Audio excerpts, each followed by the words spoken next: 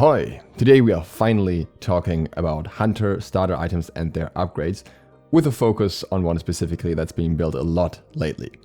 So this topic was actually a poll I put on Patreon quite a while ago, but at the time Hunter items were really just not interesting, so I have been holding off all the other item breakdowns as well, because I really wanted to see what happens to them and if we get to a point where something else is worth building that is not death toll, because pretty much every build before that was just death toll. Now we finally reached the tipping point where Gilded Arrow is gaining a ton of popularity, especially in the Pro League, so let's talk about all that. Let's begin with a quick look at the starters. I think most of you are familiar with the stats, so I'm going to go through that very quickly. Death Toll comes with 15 physical power, 25 magical power, 75 health, and hitting an enemy with a basic attack restores 2 health and 0.4% of your maximum health, plus 1 mana and 1% of your maximum mana. AoE basics do half that, so generally speaking this is the highest sustain option, even if you don't have AoE basics. Even better if you're playing Heimdall and you get some additional sustain that way. But that is really what this item is about. It's a sustain focused starter. Combining that with the Varus Gauntlet means you basically never die, and it also allows you to opt into other items like Transcendence easier if you want to, though it's not really the norm at the moment. If you're in a box, Leather Cowl is the better bet. 15 physical power, 10% physical lifesteal, and 5% attack speed. While you're within 66 units of an allied guard, you gain 10% attack speed. If you're alone, you instead gain 5% movement speed. This one has more chase potential. It's also slightly more expensive with 700 gold instead of the 650 from Death Toll. It still comes with a little bit of sustain, but usually it's significantly less, and it allows you to get back to lane a little bit quicker. The biggest problem of this item is that the attack speed part of the passive hinges on an ally being nearby, and as it stands at the moment, supports don't stay in lane forever, and once that's over, you kinda don't get the extra attack speed anymore, only the movement speed, which typically doesn't help that much while clearing a wave. The third option is Gilded Arrow, which doesn't provide any sustain at all. It comes with 15 basic attack damage, 50 health, and 7 MP5. That is enough to use some more abilities, but it doesn't make your kit spammable with most cards. The passive marks enemies, and when you last hit a marked enemy, then they will provide you with 10 extra gold, as well as 20% attack speed and restore 20 mana. So that's where you get a little bit more mana sustain. Obviously the focus for most players is primarily on the gold gain, but the 20% attack speed lasts for 8 seconds as well, so it can help you a little bit with clearing or with aggressing, even though it's not exactly a super aggressive item choice. The extra gold gain is really interesting. Now the question is, how much is that actually across a game? And Gilded Arrow was changed in that regard. Initially it only procced on 1 minion at a time, but now it can mark as many enemies as you want whenever the cooldown goes off. So technically, if you could hold a wave long enough, you could mark a whole wave. So how much gold is that really? Obviously the answer depends on your playstyle and how the game is roughly going, but you can get a general idea. So we have 1 wave every 30 seconds. Within 1 wave, you typically get 1 mark if you clear very fast, 2 marks, I would say roughly on average if you clear a little bit slower, or 3 marks if you just specifically hold the wave. In addition to that, you also get some marks from jungle camps in between that can give you more additional gold. Obviously you can play around this passive and maximize it, but overall I would say you will roughly end up getting 2 marks per 30 seconds between the waves, as well as some extra camps. That also factors in that you may spend some time dead or walking back from base. That all combined results in roughly 1000 extra gold by the time you can upgrade it, which is around the 25-minute mark. In the SPL it sometimes takes a little bit longer depending on how much control there's going on and everything. Sometimes it's more like 28 minutes, but it is a rough idea. Maybe sometimes you'll have 750 gold and sometimes you'll have 1100 gold or something, but it's in that ballpark in terms of extra gold. That by itself was enough for some Hunter players to occasionally pick this up before the upgrade got buffed, but now we're seeing a lot more. And since I didn't mention before, the price for Gilded Arrow is also 700 gold, like Leather Cowl. Now technically there are some more starter items that you could consider as a Hunter, being Mannequin Scepter, Eye of the Jungle, and Bluestone Pendant, but typically they just don't perform as well. Eye of the Jungle got significant nerfs so that Hunters wouldn't be able to use it as well anymore, and that is especially true for the upgrade Protector at the Jungle. That used to be pretty good, but now they really took the wind out of that sail. With Bluestone we had a buff not too long ago that gives it the same power as Death Toll or Leather Cowl, Outside of that, it unfortunately doesn't really have too many aggressive stats. It just has the passive effect, that's what it hinges on. So you have to have a very ability-focused hunter, and you have to make good use of the upgrades, and I think that's the bigger struggle, because especially Corrupted Bluestone just isn't that great stat-wise.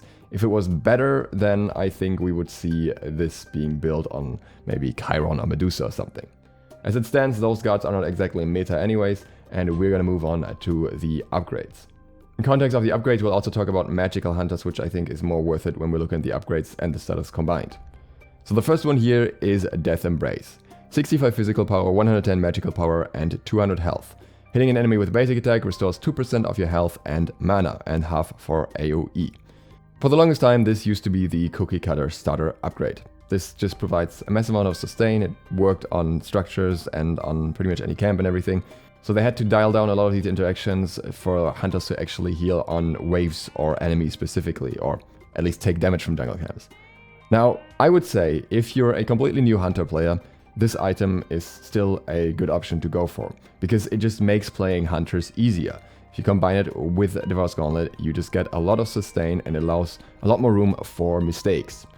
Likewise, it's still a decent option for magical carries, since they can't use all the other effects as well as physical carries, or as hunters, so sometimes this may be better for them. It still provides a ton of magical power as well. The second option is Death Temper. This provides 50 physical power, 75 magical power, 100 health, and 30% attack speed. The passive here is that whenever an enemy dies within 80 units around you, you gain 1 stack of Temper that provides your basic attack damage by 3.5% for 10 seconds with up to 10 stacks, and you get 5 stacks for guards. This has one clear problem, and that is that it relies on stacks that rely on enemy death. I've talked about this item before. I think if you can actually use it effectively and get the full stacks, it's very, very strong and it synergizes very well with crit. But that was also before they nerfed Fail Not. So that kind of changed how crit builds work in the first place and how they're being used, which effectively means that now you would rely on double RNG. On one hand the crit, and on the other hand getting these stacks going.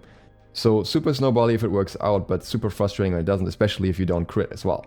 So it's mostly something that I would build in a game where I am already in a lead and I want to have some fun. But then again, it would require you to go into Death Toll in the first place, which is not necessarily the case anymore. Then we have Hunter's Cowl.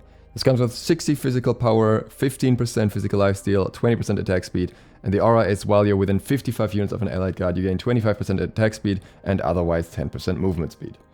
Generally, I would say this item has the most healthy and balanced mix of base stats. The complication is the passive. This item can provide up to 45% attack speed, and as it stands, there are a lot of builds that don't benefit from that much attack speed. You may just run into issues where you're overcapping attack speed, but you don't want to build Silver Branch.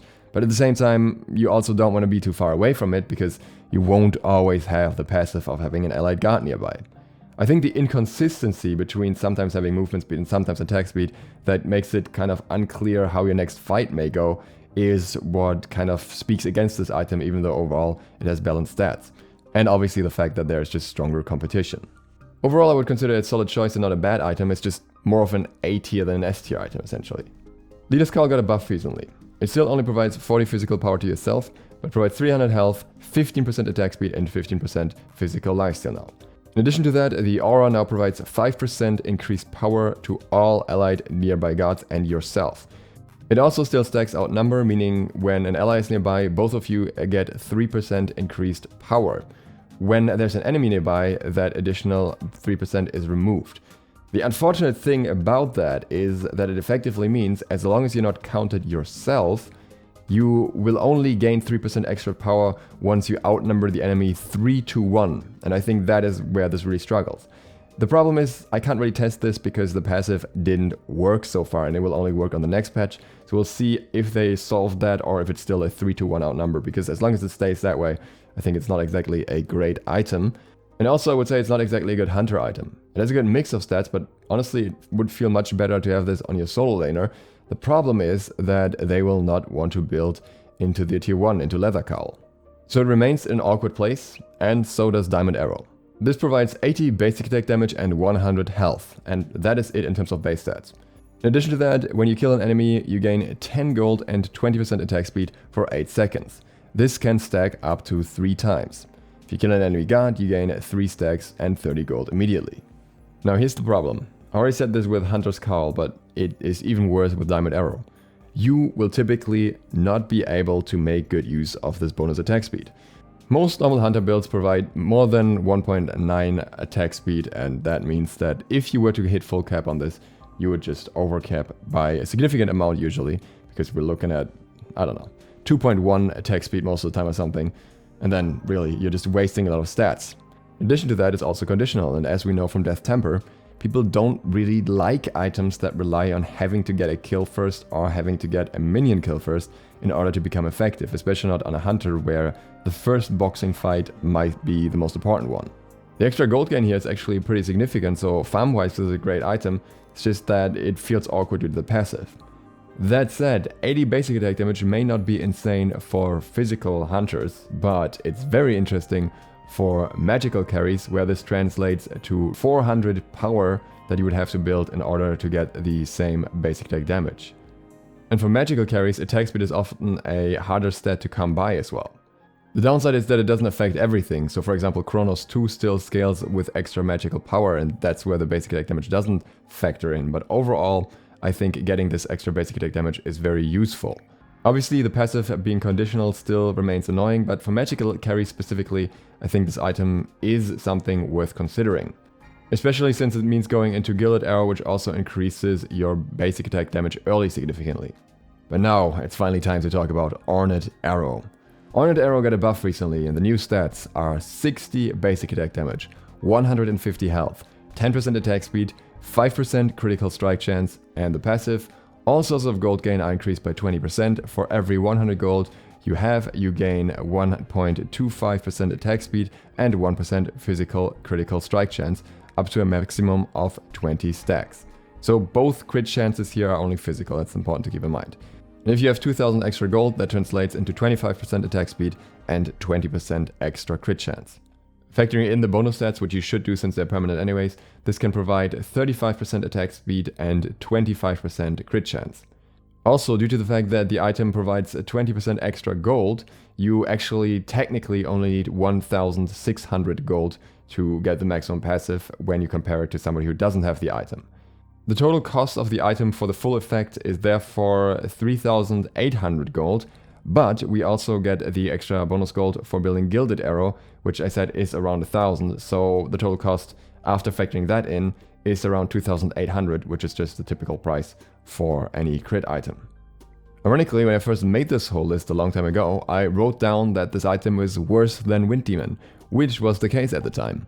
Now, Wind Demon is getting nerfs because it's so good, which are coming down next patch, and at the same time Ornate Arrow got buffs, and it's definitely no longer worse than Wind Demon. In fact, the stats are now incredibly good. If we compare it to Deathbringer, it's slightly cheaper, again 2800 gold roughly. It comes with more damage for your basic attacks, 60 basic attack damage versus 50 physical power. It comes with the same amount of crit chance, and it comes with an additional 35% attack speed and 150 health. It doesn't have the same passive, obviously you get some gold gain instead, which is not going to matter as much in a fight, but overall I would say it is at least equal to Deathbringer, and depending on how much attack speed you had before, it might even be better. And since it's so good, we're seeing all hunters going back to one build, and that build is starting with Gilded Arrow, Devourer's Gauntlet, Ninja Tabai, Executioner, Wind Demon, we'll see if that stays the same next patch, might see some more Rage as well, Deathbringer, and then upgrading Ornate Arrow. Ornate Arrow is usually upgraded last because you need the extra gold to get the full effect of the passive, so usually it's easier to just upgrade Deathbringer first and then go into that. But yeah, at that point you have a truckload of crit chance, you have a truckload of damage behind that crit chance, and you have a truckload of attack speed, so really you have all the stats a hunter wants. And if you went Devils, you still have Sustain along with that as well, which scales very well with crit, because if you crit, you also get double the Sustain.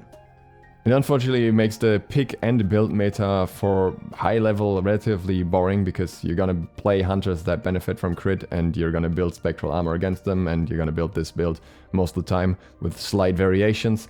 So I think in the long run we'll probably see some more nerfs to crit again, probably to Ornate Arrow specifically, in order to rectify that, but for now that is what we're going to run. And it seems that for most hunters, We haven't really found the place yet where we can utilize more than one starter effectively, and I don't know if it will happen this year, so I figured I'm gonna make this video at this point. But that means I can finally talk about the other rolled starters, and I will of course keep you updated if anything changes for hunters. If you want to see that, click like and subscribe, or I will go to my garage, hide in the corner, stare at my home gym and contemplate. Thanks to my patrons for making this video possible. That includes Vetnik Walker, Drain Brannon, Lenter 25 Green, Zed the Undead, Nevitz Jr., Rawas, Angel, Zifaroli, and everyone else you see here.